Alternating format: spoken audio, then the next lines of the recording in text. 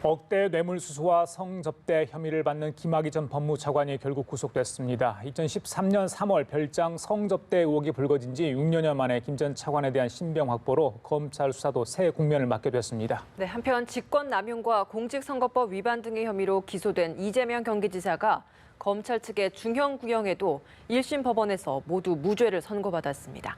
이 관련 내용들 양지열 변호사와 함께 자세히 짚어보겠습니다. 네, 어서 오세요. 어서 오십시오. 예. 먼저 김학의 전 차관 구속 이야기부터 하겠습니다. 6년여 만에 그렇죠. 지난 2013년, 14년 모두 무혐의 처음이 됐는데 이번에는 이제 구속이 됐습니다.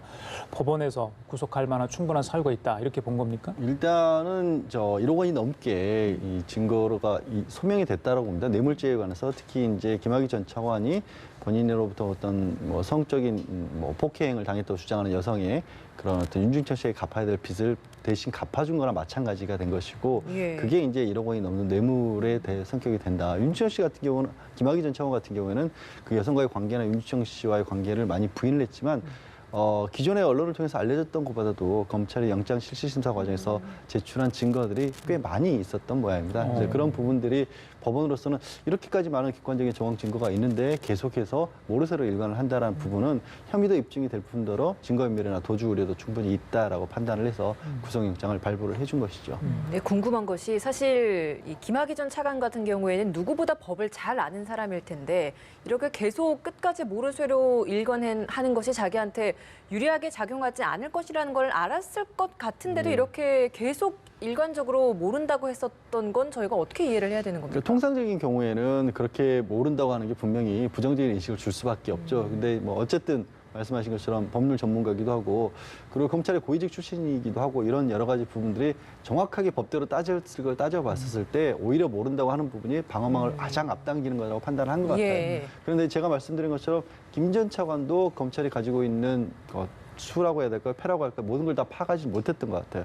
이만큼의 객관적 증거들이 있으리라는 생각을 못했기 때문에 이걸 내가 다 부인하면 처음부터 책임은 입증해야 되는 게 검찰에 있던데 이런 것들을 모두 다 입증하지 못했을 것이다라고 추측을 한 것 같은데 문제는 예를 들어서 이제 새롭게 나온 것 중에 하나가 김 전 차관의 부인이 좀 전에 말씀드렸던 그 여성의 채무 문제 같은 것을 좀 해결을 해주기 위해서 직접적으로 나섰다라는 증거까지 법원에 제출을 했는데 부인까지도 알고 있는 사실에 보면 김학의 전 차관 입장에서는 어떻게든지 이걸 해결해야 될 상황이었다.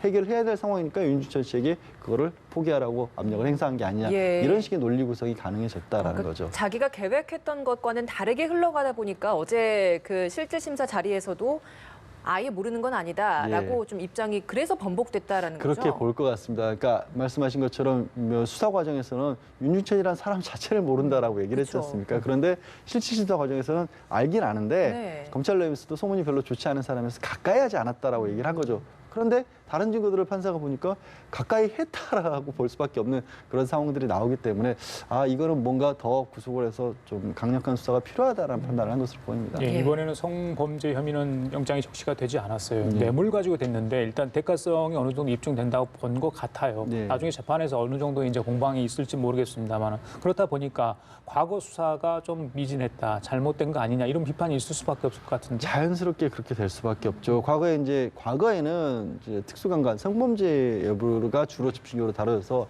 1차, 2차 말씀하신 것처럼 무혐의가 나왔는데 그렇다고 한다면 최소한 성범죄가 아니면 이게 어떤 대가성이 있는가 여부는 들여다봤어야 되는 거 아니냐는데 그것조차도 제대로 들여다보지 않았다는 거거든요. 그러니까 지금 6년이나 지났고 그때 당시에는 6년이 지났고요. 사건이 주로 있었던 2007년, 8년이라고 한다면 10년이 더 지난 사건인데도 그런데 지금 수사를 해서 영장이 발부가 될 정도라면 그러면 중간에 있었던 검찰 수사는 얼마나 미진했던 것이냐. 이게 정확하게 간접적으로 증명이 된 셈이죠. 앞으로 그러면 이제 김학의 전 차관에 관련된 수사 어떻게 진행될 것 같습니까? 물론 이제 영장이 발부가 됐다라는 것은 의심할 만한 상당한 이유가 소명이 됐다는 거지만 그게 또 유죄로 바로 연결된다는 얘기까지는 아니거든요. 이 지금 영장을 청구하는 과정에서는 검찰이 한 100여 차례 성접대라고만 지금 적시를 했고 그게 뇌물죄로 연결이 되는데 사실 그 여성들 같은 경우에는 그게 본인이 원해서 한 것이 아니고 강제로 동원됐기 때문에 성폭력이라고 주장을 하고 있지 않습니까? 일단 그 부분에 관해서 추가적으로 좀 수사를 집중하지 않을까. 그리고 그 부분 역시 혹시라도 뭐 이게 공소시효 같은 걸 넘어설 수 있는 장치들이 있다면 뭐 지금 받고 있는 특수강간이나 아니면 강간 치상 쪽으로 할 경우에 그게 가능해질 수도 있거든요. 예. 그런 부분을 보강을 해서 검찰이 최종적으로 기소를 어떻게 할 것인지 정하겠죠. 네, 방금 말씀하신 것 중에 그때 당시 무혐의 됐기 때문에 윗선에 혹시 지시가 있었나 수사 외압 부분 그때 진상에서도 이 부분 좀 수사를 하라고 권고를 한 걸 알고 있는데 네. 그것도 좀 이번에 따질 수 있나요? 그렇죠. 그러니까 이게 지금 두 갈래로 결국 검찰 과거사위원회가 진상조사를 해서 수사를 공고를 한 거 아니겠습니까? 첫 번째가 그 당시에 이게 뇌물죄와 관련된 부분에서 공소시효가 남아있을 수 있기 때문에 수사를 해봐라. 예. 그리고 청와대에서 김학의 전 차관이 문제가 있는 인물이라는 것이 드러나게 되면 나중에 임명을 했다는 것 자체가 어떻게 보면 정권에 좀 피해가 올 수 있기 때문에 그 부분 수사를 무마한 게 직권남용이 되는 게 아니냐는 부분인데 이게 1차적으로 분명히 뇌물이 사건이 있었다라는 게 일단은 증명이 된 상황 아니겠습니까? 그러면 왜 그때는 이 정도도 수사를 못했느냐라는 게 다시 연결되는 자연스럽게 연결될 수 있는 고리가 생긴 거죠. 예, 알겠습니다. 자, 그런가 하면 어제 법원에서 그래서 가벼운 발걸음을 웃고 나온 분이 있죠. 이재명 경기지사인데 1심 선고가 있었습니다. 예. 4가지 혐의.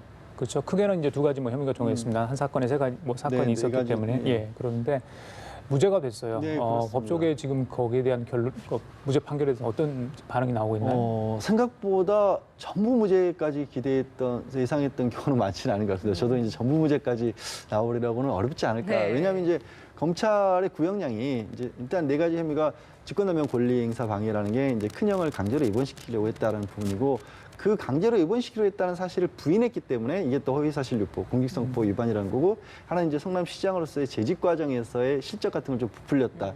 그리고 마지막이 이제 본인이 뭐 판결로도 검사를 사칭해서 유죄 판결 바분인데 그걸 내가 억울하다라고 이제 선고 과정에서 얘기했다는 그렇게 4가지 아니겠습니까? 그런데 이제 각각 공직선거법은 600만 원을 구형했고 굉장히 높은 액수입니다, 사실. 왜냐하면 공직선거법에서 100만 원 이상 선고를 받으면 지사직을 상실할 수도 있기 때문에 네. 600만 원 구형은 굉장히 높은 거고 또 직권남용도 법정형 자체가 그렇게 높은 범죄가 아닌 걸 따지면 1년 6개월. 그것도 1년 이상 금고를 받으면 또 지사직을 상실할 수 있다는 측면에서 상당히 높게 구형을 한 거거든요. 그런 정도의 검찰이 구형을 했는데 모두가 무죄가 나왔다. 그러니까 구형을 높이 했다는 건 어느 정도 검찰도 자신감이 있다는 표현이 될 수가 있기 네. 때문에 그래서 모두가 무죄가 나오리라고는 사실 기대를 많은 사람들이 하진 못했는데 다 무죄가 나왔습니다. 검찰은 항소할 예정이라고 하던데 그러면 항소심에서는 어떤 부분이 주요 쟁점이 되는 겁니까? 일단 가장 그래도 논란이 크게 됐던 부분은 그 큰형의 강제 입원 과정으로 될 것으로 보입니다. 직권남용 부분인 거죠? 그렇죠. 직권남용이고 그걸 강제 입원한 게 아니다라고 얘기를 한 게 또 공직선거법 2개가 묶이기 때문인데 네. 그런데 이게 법원의 판결의 어떤 논리를 보면 이런 겁니다. 직권남용이라고 하는 것은 이 의무 없는 일을 하게 하거나 자신의 권리를 방해했을 텐데 의무 없는 일을 하게 한 것이냐 과연. 그러니까 시장으로서 뭔가 문제가 있는 사람에 대해서 할 수 있는 일을 다 해봐라고 알아보게 한 것이지 실제로 강제 입원이 되지도 않았고 그리고 직원들에게 진단이나 치료에 필요한 어떤 신청서 같은 것들을 작성하라고 한 부분들이 결론적으로 말해서는 또 강제 입원이 된 것도 아니지 않습니까? 그 직권남용이라는 게 미수 범죄는 없거든요. 그래서 그런 부분들이 이거는 지자체장으로서 할 수 있는 일의 범위에 들어간다. 일부 부적절한 부분이 있다고 할지라도 불법으로까지 보기는 어려울 것 같다라는 거고요. 최근에 또 조현병 환자에 의한 어떤 사회적인 문제 네. 논란도 있었지 않습니까? 뭐 이재명 지사 같은 경우 본인이 직접 결심 과정에서도 그런 부분을 말씀을 했다라고 합니다. 그러니까 법원에서도 그런 부분을 조금은 받아들인 게 아닌가 싶습니다. 그러면 말씀하시는 걸로 들어보면 사실 항소심에서도 크게 뒤바뀔 확률이 없어 보이는 것 같기도 한데요. 뭐 다른 것보다도 최근에 이제 항소심 같은 경우에는 1심에서와 다른 어떤 새로운 증거 같은 것들이 없는 한 가능하면 1심 판결을 존중해 준다는 쪽이고 당연한 일이지만 현직 지사에 대한 기소였기 때문에 검찰도 가지고 있는 모든 걸 쏟아부었다고 봐야 되거든요. 새로운 어떤 거를 추가하기는 어렵지 않겠습니까? 그러면 쉽게 바뀌지는 않지 않을까 싶습니다. 자치단체장이기 때문에 언제 대법원 확정 판결이 나느냐 굉장히 중요하잖아요. 네. 시간이 좀 걸립니까? 이게 딱 기한이 정해져 있는 겁니까? 선거법이 연결이 돼 있잖아요. 네, 공직선거법 같은 경우에는 1심은 6개월, 항소심과 대법원은 3개월, 3개월. 왜냐하면 다시 뽑아야 되잖아요. 그러니까요. 근데 이게 길어진 다음에 다시 뽑게 되면 여러 가지 문제가 있을 수 있기 때문에 네. 11월까지는 정리를 11월까지는. 하는 걸로 일단은 그렇게 보입니다. 알겠습니다.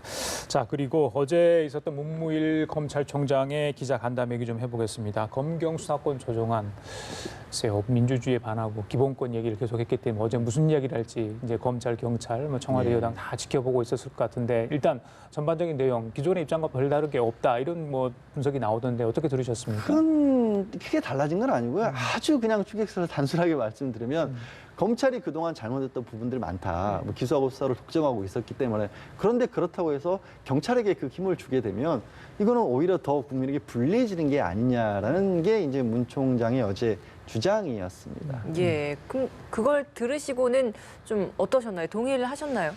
근데 이제 문무일 총장이 저는 진정성은 어느 정도 믿습니다. 국민의 기본권을 보호를 위해서 만약에 경찰이 힘을 남용하게 될 경우에 잘못될 수도 있다라는 그런 말씀이셨는데 그래서 지금까지 그러면 검찰은 누가 통제를 했었나요?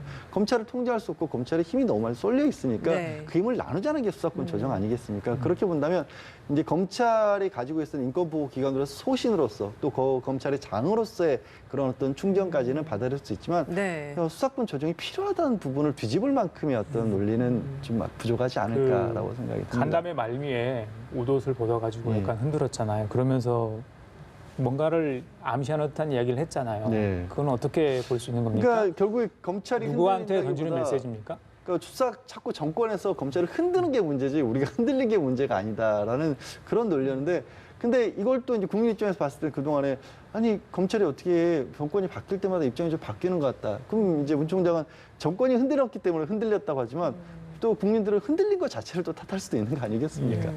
중립성 관련된 얘기를 하면서 저렇게 표시를 한 거예요. 네, 그렇습니다. 검찰이 그동안에 정권에서 좀 휘둘리지 않았냐라는 기자의 질문에 대해서 누가 흔드는지를 좀 더 봐야 되는 거 아니냐라는 말씀을 하셨다는 흔드는 거죠. 손을 봐라라고 또 네. 이야기를 했었죠.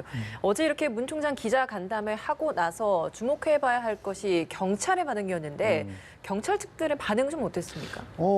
이게 반응이 적극적인 반박이 나오진 않았어요. 그러니까 당연히 기자분들이 이제 경찰 관계자들의 어떤 취재를 하게 되면 문 총장이 얘기하신 부분에서 일정 부분은 좀 이거는 좀 잘못됐다. 그리고 경찰도 뭐 통제를 충분히 받을 수 있는 거 아니에요. 사후 통제도 있고 저는 무엇보다 이렇게 볼 수 있을 것 같아요. 그러니까 경찰이나 검찰이 수사권을 남용하는 문제에 있어서 또 국민들의 인식도 많이 달라졌거든요. 그러니까 예전처럼 무슨 어떤 강압을 받거나 이랬을 때 가만히 있지 않습니다, 국민들도. 그리고 저희 변호인들도 그런 부분에서 충분히 역할을 들 노력을 할 거고요. 예. 그래서 경찰이 적극적으로 반박하지 못했다는 것도 사실은 이미 힘의 균형이 지금 잘못돼 있다. 그건 나서서 잘못된 부분이 있다면 반박을 해야 되는데 지난번 문 총장이 처음 얘기를 했을 때도 이게 기자분들에게 이 문 총장 발언에 대해서 좀 잘못된 거다 이런 거는 경찰 입장에 달리 보인다라고 자료를 내놨을 때 기자들이 반박하는 거냐고 물어보시니까 아니 우리 반박하는 게 아니라 팩트 체크하는 겁니다라는 얘기를 했다는 거예요. 그만큼 검찰과 경찰이 지금은 검찰에 비해서 힘이 약하다는 거거든요. 근데 그럼 어느 정도 대등하게 되면 국민의 입장에서는 이 권력기관들이 서로 대등하게 되면 자연스럽게 그 서로 견제할 수 있는 거 아니겠습니까? 그러다 보면 어느 정도 힘의 균형도 맞춰줄 수 있는 거고 그런 부분에 검경 수사권도 좀 필요한 게 아닌가 싶습니다. 예. 어쨌거나 어제 그 기자 간담회에 대해서 경찰의 공식 입장은 나오지 않았는데 네. 예, 여러 가지 사이트를 통해서 알아보면 일단 나온 내용에 대해서는 승복을 해야 되는 거 아닌가가 그렇죠. 주류였던 경찰 여론이었다. 그렇게만 얘기를 하고 있는 거죠. 예. 경찰의 입장에서. 그렇죠. 예. 저는 그것 자체가 이미 시사하는 바가 있다는 거고요. 예. 그렇군요. 그런데 재밌는 게 이제 글쎄요, 재밌다는 표현을 제가 썼습니다만은 그 검찰과 경찰 전현직 수장에 대한 수사가 지금 진행됐고 네, 심지어 이제 그렇습니다. 김명 전 경찰청장 구속까지 되지 않았습니까? 김순환 전 검찰청장도 이제 조사를 받게 됐고 경찰 쪽으로부터 자 그런 모습은 어떻게 좀 봐야 되는 건가요? 다분히 의도가 있는 겁니까? 두 조직 사이엔? 일단 공식적으로는 아니라고 하죠. 이제 일단 강신명 청장의 수사 같은 경우에는 이런 문제가 불거지기 전부터 이어졌던 수사가 공교롭게 이때쯤 영장이 청구되고 발부됐다라고 하는 거고, 예. 그리고 이제 경찰 같은 경우도 일단 이거는 좀 검찰 쪽에서 이문정 부장검사가 검찰 쪽에서 고발한 검찰 쪽에서 고발한 거기 때문에 우리가 시작한 사건도 아니지 않느냐라는 얘기를 할 수가 있는 건데. 근데 국민들 입장에서 두 가지 생각을 해볼 수 있을 것 같아요. 첫 번째는 야 이게 어떻게 힘겨루게 하면서 서로 싸우고 서로 수장들 향해서 칼을 겨누는구나라는 측면에서 부정적으로 볼 수도 있고요. 저는 반대 생각도 가능하다고 생각합니다. 뭐냐면 이렇게 서로 견제를 하기 시작하는 거 아니냐 벌써. 그러면 서로가 잘못한 부분들이 만약에 잘못을 어느 쪽에서 하게 된다면 서로 견제를 하게 될 것이고 서로 싸우면 사실 일각의 어떤 편에 있어서는 국민들 입장에서는 우리 함부로 우리를 가지고 뭐 힘을 쓰지는 못하겠네라는 생각도 해볼 수 있지 않을까 벌써부터 싶습니다. 견제가 시작됐다. 그렇죠. 네. 변호사께서 보시기에는 그러면 이번 이런 각각의 수장들에 대한 수사 착수가 오비라고 보시는 건지 혹은 정말 기싸움이라고 보시는 건지 변호사 입장도 궁금합니다. 글쎄요, 굉장히 어려운, 그러니까 뭔가 문제의 소지들은 항상 있죠. 뭔가 문제에서 어떤 권력기관이간에 문제의 소지들은 항상 있는데 그것에 대해서 얼마만큼 집중을 해서 수사를 하고 얼마만큼 또 대국민 또 홍보에 나서느냐 이런 부분은 어느 정도 의도성이 없다고 보기는 어렵지 않을까 이런 정도 말씀드려야 될 것 같습니다. 예. 알겠습니다. 하나만 더요. 뭐 검찰 얘기를 했으니까 윤석열 서울중앙지검장 네. 협박 받는 것 때문에 그 협박 당사자였죠. 네. 유튜버 구속이 됐었잖아요. 네. 네. 여러 뭐 이렇게 시도를 해서 구속이 됐는데 구속 적부심을 통해서 이게 풀려났다고 그래요. 그렇습니다. 그러면 영장 실질심사를 했던 판사는 구속을 시켜라 한 거고 구속 적부심 판사는 또 이렇게 풀어준 거 아니겠습니까? 네. 이렇게 다른 내용이 나오는 결과가 나온 겁니까? 근데 지금의 형사 절차 같은 경우에는 그게 다른 내용이 아니라 설령 구속을 시켰더라도 보석을 통해서 충분히 보증금을 납부를 하고 다른 신원보증금을 통해서 또 나올 수도 있도록 절차가 마련돼 있거든요. 네. 그러니까 정해진 법적 절차에서 나오고 그동안에는 사실은 이런 부분이 많이 운영이 안 돼 왔었어요. 그런데 참 이거 아이러니하긴 하지만 최근에 사법농단이라든가 이런 걸 거치면서 뭐 좀 표현이 지금 그냥 힘 있는 분들이 어떻게 보면 좀 수사를 받고 재판을 받는 과정에서 형사 절차가 오히려 조금 더 엄격해진 부분이 있거든요. 인권보호 측면에서 저분 자체에 대해서 제가 말씀드리는 게 아니라 저 사람 자체에 대해서 말씀드리는 게 아니라 구속이 되는 것과 구속 이후에 적부심이라든가 보석을 통해서 풀려나는 건 별도의 또 마련해 둔 제도인데 그동안 이게 안 이루어지고 있었다면 오히려 지금은 좀 잘 이루어지고 있기 때문에 긍정적인 면도 저는 있다. 물론 검찰로서는 반발할 수밖에 없죠. 검찰로서는 왜 그럴 거면 구속시켜내는 얘기도 당연히 지금 해야 관련 되는 회원들은 거고. 계속 집회를 하고 그렇죠. 있다죠. 다른 것뿐만 아니라 지금 중앙지검장에 대한 어떤 협박이었기 때문에 이건 더 심각한 사안이라고 하지만 저분이 만약에 풀려난 이후에 실제 뭐 법적으로 형사처벌을 받을 필요가 있다면 그때 형사처벌을 하면 되고 그게 오히려 더 원칙에는 맞는 게 아닌가 싶습니다. 알겠습니다. 자, 지금까지 양지열 변호사와 함께 얘기 나눠봤습니다. 오늘 말씀 잘 고맙습니다. 들었습니다. 감사합니다. 고맙습니다.